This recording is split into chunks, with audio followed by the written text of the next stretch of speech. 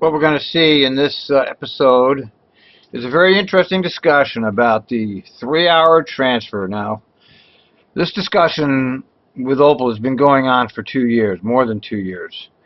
And Opal has been very patient about this, more patient than any person should have to be honest. But they've shown remarkable restraint. I don't know how they do that. I would have given up, but luckily they don't have the same personality that I do, so it looks like they might achieve something in the end here. Although I have my own achievements, they're not so noticeable or attributable directly to me, but you'd be surprised. Uh, anyway, this conversation is interesting because what we really see here. Well, why don't we start the video and we'll cut in as it goes along. It's very fascinating. We'll listen to it close. Of next year. So what that says to me is that I think Opal and Bus Riders Unite and all the others actually deserve some action by the board, either yay or nay on the transfer policy. And so what I'm going to ask the general manager to do is bring forward an ordinance that can be considered for first reading at our first meeting in December that does deal with, number one, the Opal proposal. And based on what I heard from the board, I'd like to see the ordinance drafted with a 2.5-hour transfer time. Okay, so you heard Warner, right?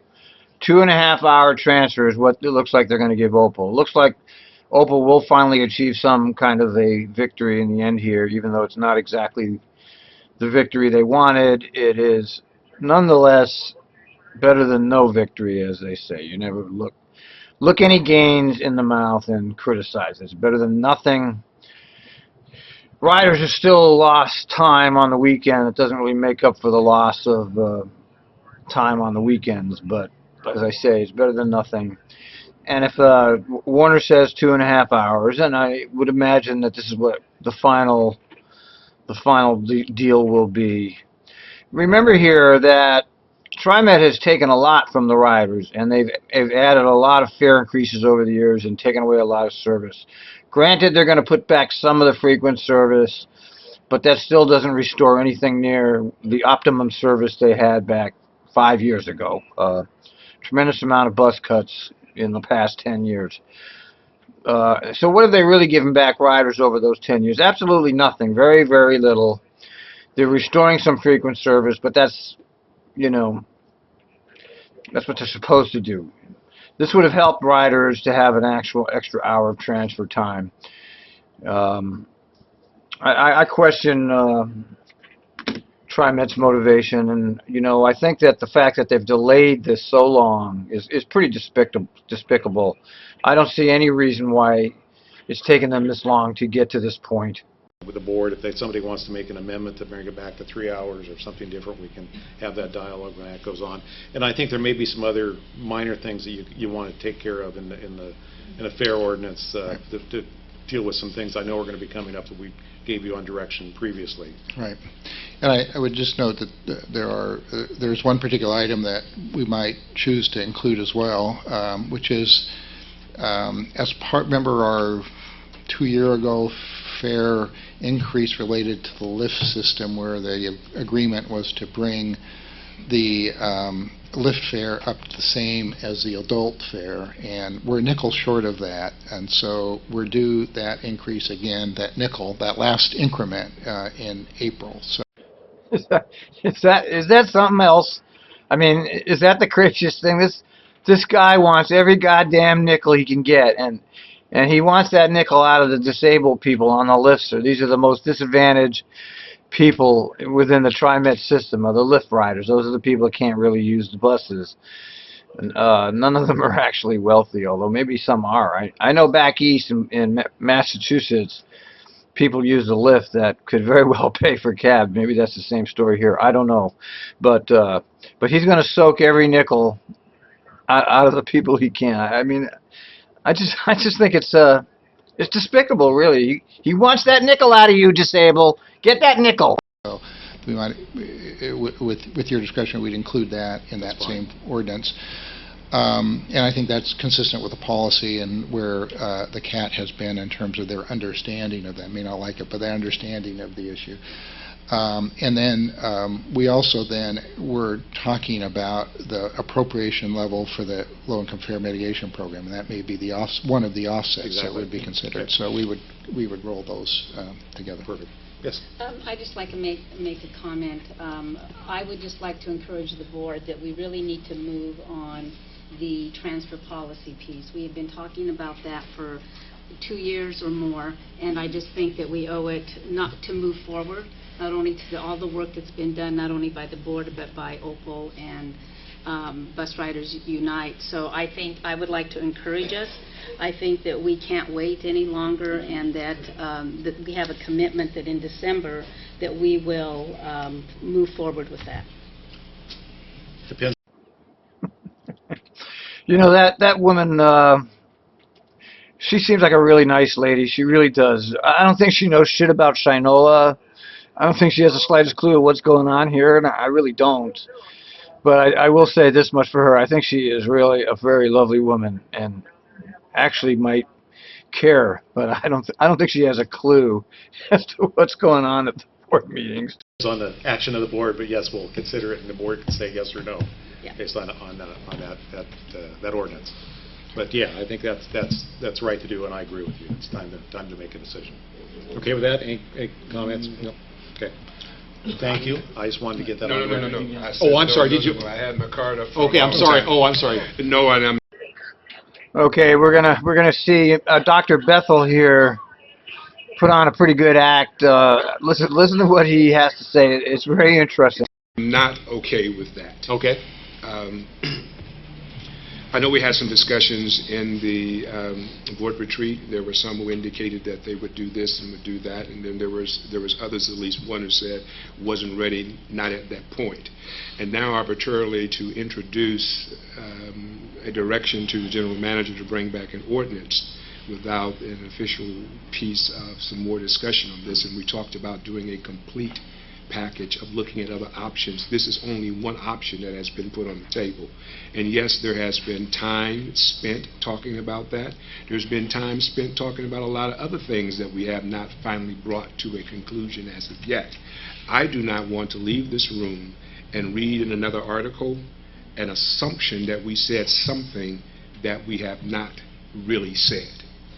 So if we're giving consideration in December, when you use the terminology move forward, you're indicating, I think, to others something else that is not what the board is saying. We're still saying we will consider, and even as the other opposition, correspondents have said, we said we would consider this in light and dealing with other options. So I do not want it to be said that the board has said that in December they're going to move forward with the transfer policy, and that means that we're going to do that. That is not where I'm at, and I can't stop people from the First Amendment rights of saying what they want to say, and so therefore I'm exercising mine to say I'm not settled with that piece going out like that. I've seen too many other things come back that's been written and assumptions made that, in my understanding of where I'm sitting, is not the agreement. Thank you. that was good, wasn't it? That was enjoyable. I'm not sure what he's saying. He's saying that he's not gonna. What he's saying is that he's not for this, and I'm not sure why he's not for this. I know that in a previous testimony he said he wanted to consider other options, and I thought it was a perfectly reasonable idea that he do that. But at this point, I don't see what he really thinks he would get by continuing to discuss whatever the hell they're discussing on and on and on and on. I think that Warner has taken the ball and said, we're going to do something about this, and he didn't consult Dr. Bethel, apparently, which, why should he? He's the head guy. He can do what he wants. So Bethel's not happy about it. I'm not sure what Bethel really wants. I mean, we really don't have any other options, do we, Dr. Bethel? I mean, what are you not going to, what else are you going to talk about? How much longer is it going to take? So Dr. Bethel's being a little bit unreasonable here, because this has just gone on long enough, and I understand you want to talk about other things, but you can always talk about other things. I mean, you can do this and then do something else later. So Dr. Bethel's being a little bit off the wall. You know, I remember his testimony regarding the Title VI. I thought that was a pretty good, reasonable approach. This is something else, though. This is something else. You can give these people their transfers, then you can continue to talk about other ways to mitigate low-income ridership's problems. Thank you, Dr. Bell. If I wasn't clear, what I want to make clear to everybody, when I say moving forward, I'm saying bringing it forward to the board for a vote to either say yes or no. So we will have, it's my belief that we'll have a very robust debate at our meeting, first meeting in December, talking about that ordinance and whether we want to approve that. But again, it's up to the board to make that decision, so there's no commitment or no promises that that will occur. Okay? So thank you for making that clear. Yes? Actually, just procedurally, this will be an ordinance, Yes. so it would require a first reading and then 30 days later a second reading. Can we have a full discussion under first reading? Oh, yes. Okay. I just want to make sure. But just because what that says is that we would not be taking final action, or it wouldn't be a vote. I mean, right.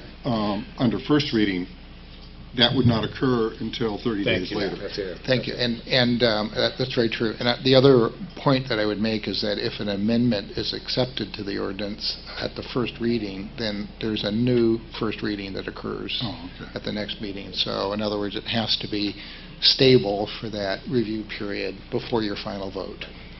So again, for everybody again, what that says is we have the first reading. We actually can't gavel down on a final action until 30 days later, and even later if we actually choose to amend the ordinance and change it. But to Dr. Bethel's point, but we can have a discussion. You bet. That's under first reading. You bet. So. You bet. Good. So you got this, right? You got this. Okay.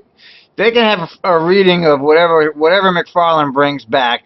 It will be an ordinance allowing the TriMet Board of Directors to amend the transfer policy to 2.5 hours rather than 2 hours. Plus, give us that goddamn nickel you disabled. Those two things will be in the ordinance, and they'll discuss it.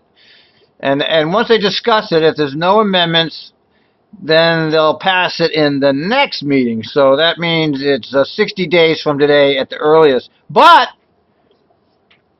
if they change anything in there, if Dr. Bethel says, no, I don't like provision D, I want to add in some other little thing there, like on Tuesday I want it to be a 2 3/4 hour transfers on Tuesdays rather than a 2.5 hour transfer every day of the week. Then they have to come back the next month and have another reading of that, and then 30 days after that they can have the vote. So it could be more than 60 days here before anything happens. What you really see here is a very expert stringing out Opal for months, okay? There's no excuse for the way they've strung them out like this, okay? They're finally going to give them something.